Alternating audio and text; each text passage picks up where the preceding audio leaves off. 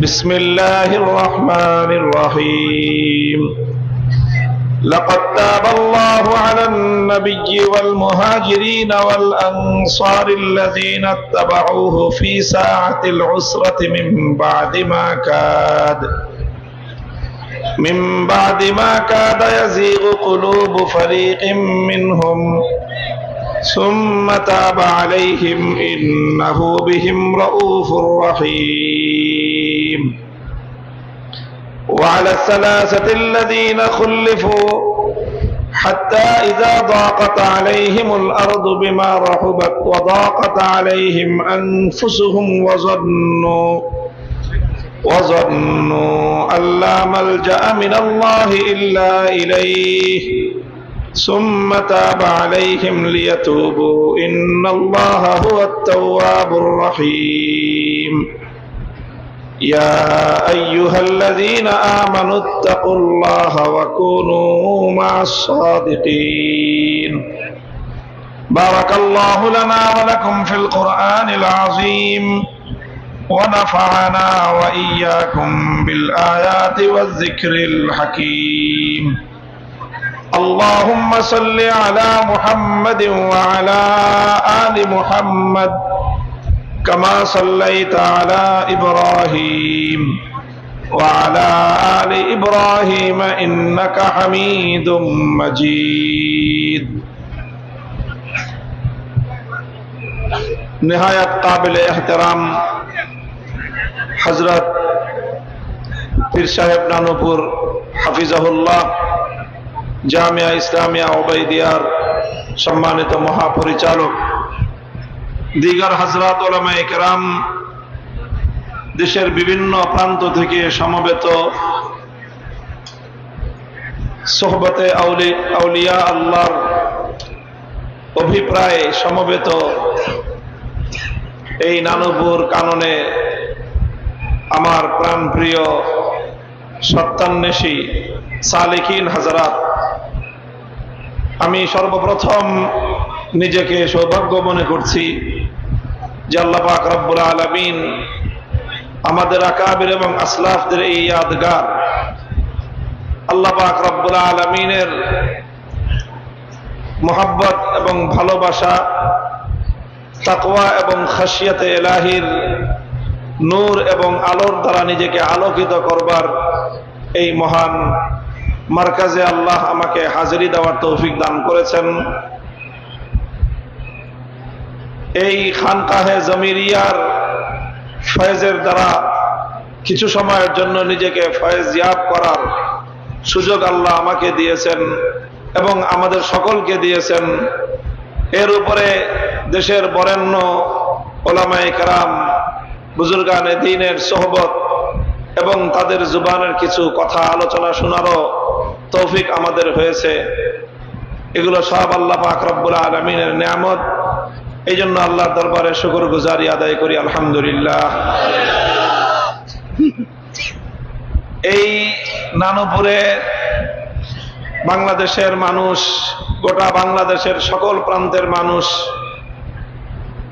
আমরা সকলেই গোটা বাংলাদেশ নানুপুরের প্রতি আমরা ঋণী।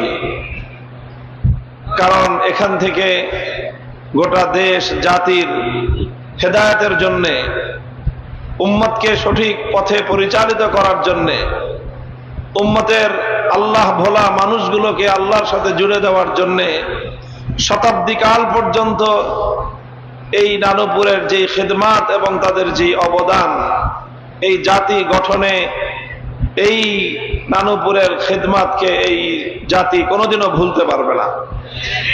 আমরা দোয়া করি আল্লাহ পাক রব্বুল আলামিন আমাদের মহান বুজুর্গানে দ্বীন যারা এই মাটিতে শুয়ে আছেন, হযরত জমিরউদ্দিন রাহিমাহুল্লাহ, সুলতানউদ্দিন রাহিমাহুল্লাহ সহ আমাদের সকল আসলাফ এবং আকাবেরিনদের কবরকে আল্লাহ পাক জান্নাতের বাগানে পরিণত করেন। আল্লাহ লক্ষ কোটি রহমতের দ্বারা আল্লাহ পাক সেই কবরগুলোকে আলোকিত করে রাখেন। মুহতারাম হাজিরিন, এই সময়ে খুব লম্বা কোনো আলোচনা করার অবকাশ নেই এবং প্রয়োজন আমি মনে করছি না। আমার পূর্বেই আমার ভাই মাওলানা খালেদ সাইফুল্লাহ আইয়ুবী হাফিজাহুল্লাহ তিনি একটা বিষয়ে কথা বলতেছিলেন এবং আমাদের বুজুর্গানে দ্বীনের যারাই আমরা কিছুটা সোহবত লাভ করার সৌভাগ্য অর্জন করি, আমরা কোরআনে কারীমের এই আয়াত, সূরাতুল বারাতের এই আয়াত আমরা তেলাওয়াত করি এবং এই আয়াতের মাধ্যমে আমরা অনুপ্রেরণা লাভ করি। ইয়া আইয়ুহাল্লাযীনা আমানুত্তাকুল্লাহা ওয়া কুনু মা'আস সাদিকিন। তাকওয়ার গুরুত্ব, আল্লাহকে ভয় করার, খাশিয়াতে ইলাহি হাসিল করার, তাকওয়া অর্জন করার যে গুরুত্ব, ফজিলত, তার যে প্রয়োজনীয়তা দুনিয়া এবং আখিরাতে সব জায়গায়, সেটা অনস্বীকার্য। এবং এই তাকওয়া হাসিল করার সহজতম পদ্ধতি, হাসিল করার জন্য সহজ এবং কার্যকর আর কোনো পদ্ধতি নাই। আলহামদুলিল্লাহ, এটা আল্লাহ পাক রব্বুল আলামিন কোরআনে কারীমে বর্ণনা করেছেন এবং আমাদের যারাই জীবনে অল্প বেশি আল্লাহওয়ালাদের সোহবত হাসিল করার চেষ্টা করেছি, ক্ষণিকের সোহবতও আমাদের জীবনে অনেক প্রভাব সৃষ্টি করে। আমি ব্যক্তিগতভাবে তার একজন প্রত্যক্ষ সাক্ষী। যে যারা আল্লাহকে সত্যিকার অর্থে ভয় পায় এবং আল্লাহর ভয়ের সাথে, তাকওয়ার সাথে আল্লাহওয়ালাদের সোহবত এবং আল্লাহওয়ালাদের ইতাআতের যেটা ঘনিষ্ঠ সম্পর্ক, যে যারা আল্লাহওয়ালাদের ইতাআত করে, আল্লাহওয়ালাদের সোহবতকে যারা অবলম্বন করে, আল্লাহ পাক রব্বুল আলামিন দুনিয়া এবং আখিরাতের সকল মুশকিলাত থেকে, কঠিন অবস্থা থেকে আল্লাহ পাক তাদেরকে মুক্তির, পরিত্রাণের এমন ব্যবস্থা আল্লাহ করে দেন যে সে নিজেও কল্পনা করে নাই, দুনিয়ার কোনো মানুষও কল্পনা করে নাই যে এইভাবে আল্লাহ পাক রব্বুল আলামিন মুক্তির ব্যবস্থা করে দিবেন। দেখেন কোরআনে কারীমের এই আয়াত, এটা তো সূরাতুত তাওবার আয়াত। এই আয়াতের আগে যে ঘটনা আল্লাহ পাক রব্বুল আলামিন বর্ণনা করেছেন, এটা আমরা উলামায়ে কেরাম, তালাবা আমরা সকলেই জানি যে তবুক জিহাদের পরে তিনজন সাহাবী, হযরত কাব ইবনে মালিক অংশগ্রহণ করতে হবে। কারো জন্য তবুকের জিহাদ থেকে পিছপা থাকার সুযোগ নাই, এরকম বাধ্যতামূলক জিহাদে অংশগ্রহণ করার নির্দেশ আল্লাহর নবী তার গোটা নবুয়তের এবং মাদানী জিন্দেগীর 10 বছরের মধ্যে একটা জিহাদের ব্যাপারেই দিয়েছিলেন। সেই জিহাদটা হলো তবুকের জিহাদ, যেটাকে ইসলামের পরিভাষায় বলা হয় নাফিরে আম, সকলের জন্য অংশগ্রহণ করা বাধ্যতামূলক। যাকে আল্লাহর নবী নিজে অনুমতি দিয়েছেন অথবা অন্য কাজে নিয়োগ দিয়েছেন, সে ছাড়া মদিনার প্রত্যেকটা সুস্থ পুরুষকে এই যুদ্ধে অংশগ্রহণ করতেই হবে। সবাই অংশগ্রহণ করলেন। দুই শ্রেণীর মানুষ, তার কারণে হোক, অসুস্থতার কারণে হোক, অথবা অর্থনৈতিক কারণে, যে সফর করার কোনো পয়সা নাই, শেষ পর্যন্ত এই ওজরের কারণে তারা যুদ্ধে অংশগ্রহণ করতে পারেন নাই। এই রকম অল্প কিছু মাযুর, তারা জিহাদ থেকে বিরত ছিলেন। আরেক দল ছিল জিহাদ থেকে বিরত, এই সবগুলো হলো ভণ্ড মুনাফিক, যাদের কোনো ওজর ছিল না, যাদের কোনো যুদ্ধ থেকে, জিহাদে অংশগ্রহণ থেকে পিছপা থাকার কোনো ওজর তাদের ছিল না, কিন্তু তারা নানা রকম মিথ্যা অজুহাত তৈরি করে জিহাদে অংশগ্রহণ থেকে বিরত থাকলো। আবার তারা ভণ্ড না, মুনাফিক না, তারা খালেস ঈমানওয়ালা। এই হলো তিনজন লোক, যে কোনো কারণে তাদের দ্বারা ভুল হয়ে গেল, তারা জিহাদে শেষ পর্যন্ত যেতে পারলেন না। নবী আকরাম সাল্লাল্লাহু আলাইহি ওয়াসাল্লাম যখন জিহাদ থেকে ফিরে আসলেন, একে একে প্রত্যেককে জিজ্ঞাসা করলেন, ঘটনা কি, কেন যাও নাই? মুনাফিক যেগুলো, রাসূলুল্লাহ আমাদের কোনো ওজর ছিল না, আমরা গাফলতি করে, ভুল করে আমরা আপনার এই নির্দেশ মান্য করার ক্ষেত্রে আমাদের ভুল হয়ে গেছে, গাফলতি হয়ে গেছে। নবী আকরাম সাল্লাল্লাহু আলাইহি ওয়াসাল্লাম তাদের তিনজনের ব্যাপারে ফয়সালা করলেন যে তোমাদের ব্যাপারটা আল্লাহ পুরা মদিনার তোমাদের ঘরের লোকজন তোমাদের সাথে কথা বলতে পারবে না। চললো লম্বা ঘটনা, বুখারী শরীফের মধ্যে 3 পৃষ্ঠা ব্যাপী লম্বা হাদিস। আমি এখান থেকে একটা কথা উদ্ধৃত করতে চাই আপনাদের কাছে।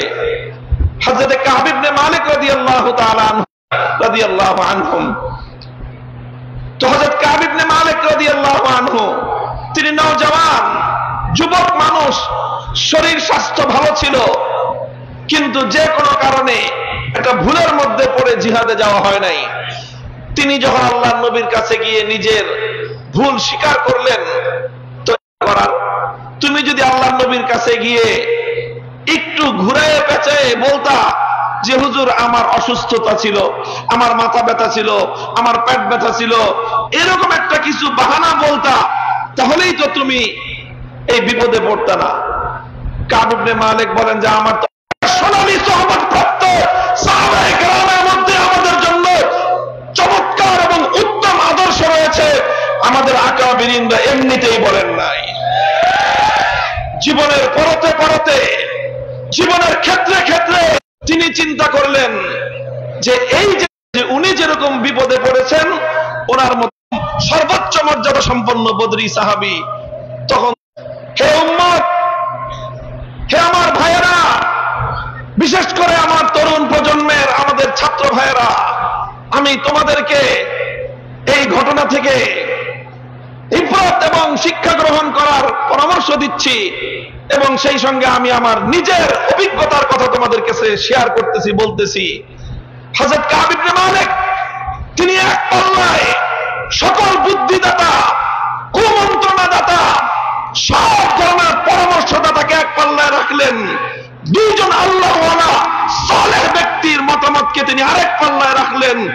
সমস্ত কুমন্ত্রণাদাতাদের পরামর্শকে তিনি প্রত্যাখ্যান করে 2 জন আল্লাহওয়ালা ব্যক্তির আনুগত্য এবং অনুসরণকে নিজের জন্য কল্যাণকর মনে করলেন। এর বিনিময়ে কি হলো? এর বিনিময়ে 50টা দিন কষ্ট করলেন। 50টা দিন কষ্ট করলেন। পৃথিবী তার জন্য সংকুচিত হয়ে এসেছিল, কঠিন বিপদে ছিলেন, কিন্তু 50 দিন পর আল্লাহ এমন নিয়ামত দান করলেন, 3 জনের জন্য আল্লাহ কোরআনের আয়াত নাজিল করলেন। কিয়ামত পর্যন্ত দুনিয়ার মানুষ এই 3 সাহাবীর নামে কোরআনের আয়াত তেলাওয়াত করবে। কিয়ামত পর্যন্ত আনেওয়ালা উম্মত সাহাবায়ে কেরামের কাছ থেকে ভুল হয়ে গেলে কিভাবে শুধরাতে হয়, কিভাবে সত্যকে গ্রহণ করে বিপদ থেকে উদ্ধারের জন্য আর কারো কাছে নয়, একমাত্র আল্লাহর কাছেই ধর্ণা দিতে হয়, তার আদর্শ এবং তার নমুনা, তার শিক্ষা দিয়ে গেলেন।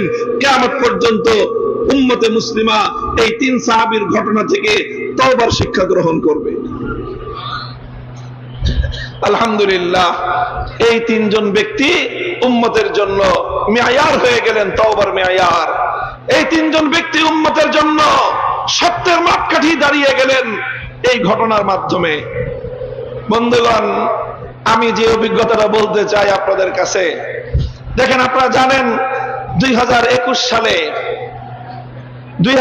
সালের মার্চ আর এপ্রিল মাসে আমরা কঠিন এক বিপদের মুখে পড়ে গেলাম। গোটা রাষ্ট্রযন্ত্রের সকল শক্তিগুলো আমার মতো একজন দুর্বল মানুষের উপর এমন ভাবে হামলে পড়লো, একটা মরা প্রাণীর উপর যেরকম আকাশ থেকে শকুনগুলো আর জমিন থেকে কুকুরগুলো যেমন হামলে পড়ে, আমার উপর, আমি ব্যক্তির উপর সেইভাবে হামলে পড়লো।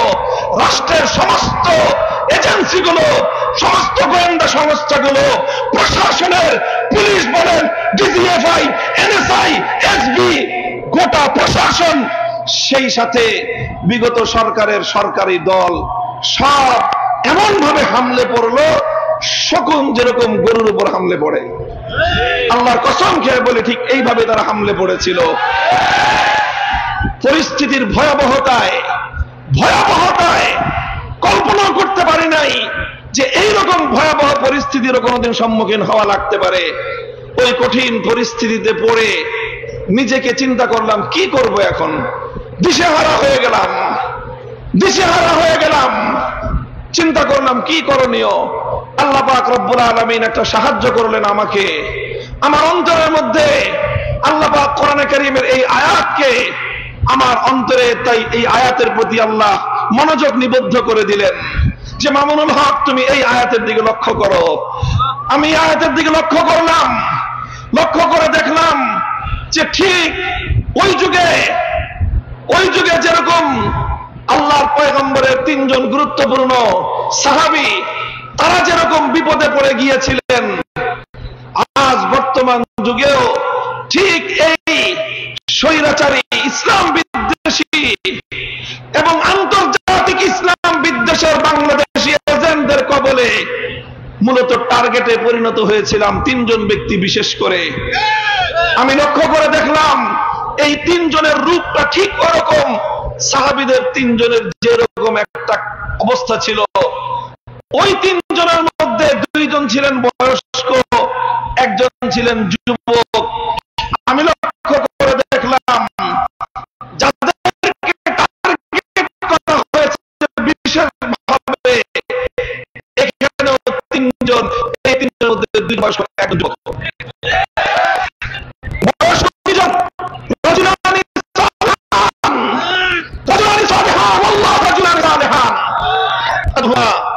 जुनैद बाबूनगरी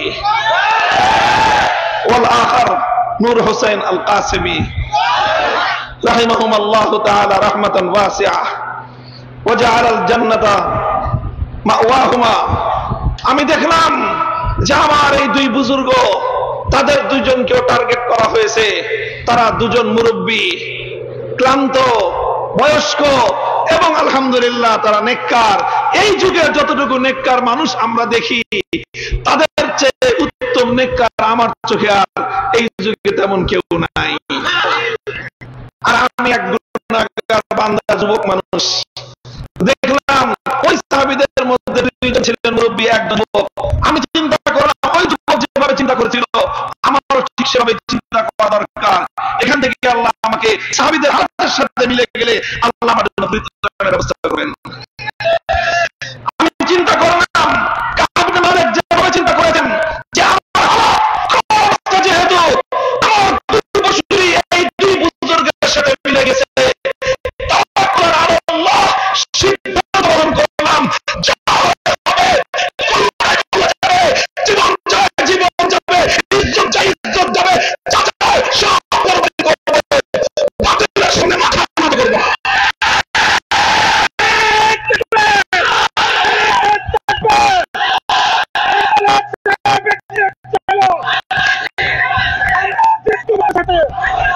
মুহতারাম হাজরিন, ওয়াল্লাহ এই চিন্তা যখন আমার অন্তরের মধ্যে আসলো, ভয়াবহ পরিস্থিতির মধ্য দিয়ে হৃদয়ের মধ্যে একটা প্রশান্তি আসলো। আমি অনুভব করলাম যে আল্লাহ যখন আমার অন্তরের মধ্যে এই খেয়াল ঢেলে দিয়েছেন, নিশ্চয় আল্লাহ পাক রব্বুল আলামিন আল্লামা জুনায়েদ বাবুনগরী রাহমাতুল্লাহি আলাইহি, আল্লামা নূর হোসেন কাসেমী রাহমাতুল্লাহি আলাইহি যেরকম আল্লাহ পাক এই বেঈমানদের হাতে, এই সকল এই দুশমনদের সাথে, ইসলামের দুশমনদের হাতে আল্লাহ যেরকম লাঞ্ছিত করেন নাই, ইনশাআল্লাহ আল্লাহ আমাকেও লাঞ্ছিত করবেন না। এবং আলহামদুলিল্লাহ কল্পনাতীতভাবে আল্লাহ পাক রব্বুল আলামিন ইসলামের দুশমনদেরকে এমন ভাবে লাঞ্ছিত করেছেন, এমন ভাবে আল্লাহ তাদেরকে রুসওয়া করেছেন, এবং আল্লাহ আমাদেরকে এমন ভাবে উদ্ধার করেছেন, এমন ইজ্জত আল্লাহ আমাদেরকে দিয়েছেন। আমার আখেরি কথা, আমি এই খেলার পরে আমি লক্ষ্য করেছি সারা দেশ থেকে মানুষ, বিশেষ এবং পেশার মানুষ, ইমানদাররা দোয়া করেন। আমি এই নানুপুরের প্রতি আরেকটা কারণে আমি রহিনে মিন্নাত বিশেষভাবে, হযরতের আম্মা জান রাহিমাহাল্লাহ তিনি তখন হায়াতে ছিলেন। আমাকে হেলাল ভাই বলেছেন যে আমার আম্মা হযরত বয়স তো ৯৯ উপরে ছিল, এই অসুবিধা আল্লাহ আলী বুজুর্গ এরকম একজন আল্লাহই মুস্তাজাবুদ দাওয়া একজন মহিলা আমাকে বলেছেন যে আমাদের আম্মা আমাদের কথা যতটুকু মনে করে আপনি তার চেয়ে বেশি দোয়া করেছে এবং বেশি মনে করেছে। আমি এই কথা যখন শুনেছি তখন আমি মনে করেছি যে ইনশাআল্লাহ আল্লাহ আমাকে রুসওয়া করবেন না। তো আল্লাহ পাক রব্বুল আলামিন এই আল্লাহ ওয়ালাদের সঙ্গ অবলম্বন করে বুজুর্গানের দ্বীনের নকশা কদমে চলার বরকতে আল্লাহ রাব্বুল ইজ্জত আমাদেরকে যেরকম পরিত্রাণ দিয়েছেন এবং আমাদেরকে জালাঞ্চিত করতে চেয়েছে, আল্লাহ পাক যেভাবে তাদেরকে ইতিহাসের লাঞ্ছনার মাধ্যমে আল্লাহ তাদেরকে জমিন থেকে যেভাবে উদ্ধার করে দিয়েছে,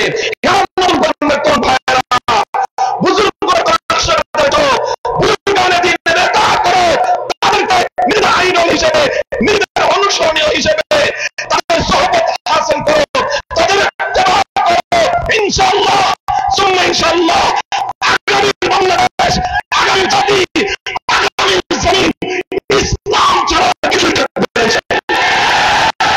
আল্লাহ পাক রব্বুল আলামিন আমাদেরকে কবুল করেন। আমাদের এই মার্কাজ রুহানিয়াতের এই মার্কাজ কি আল্লাহ পাক রব্বুল আলামিন কিয়ামত পর্যন্ত দিন দিন আরো তারাক্কি নসিব করেন।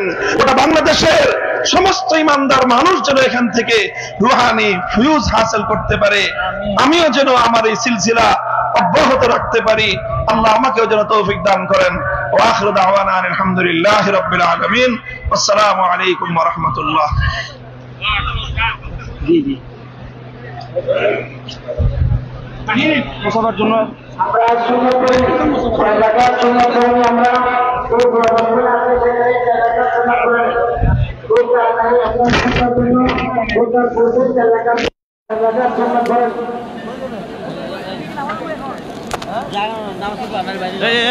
এটা ফেলে দিচ্ছে কেন?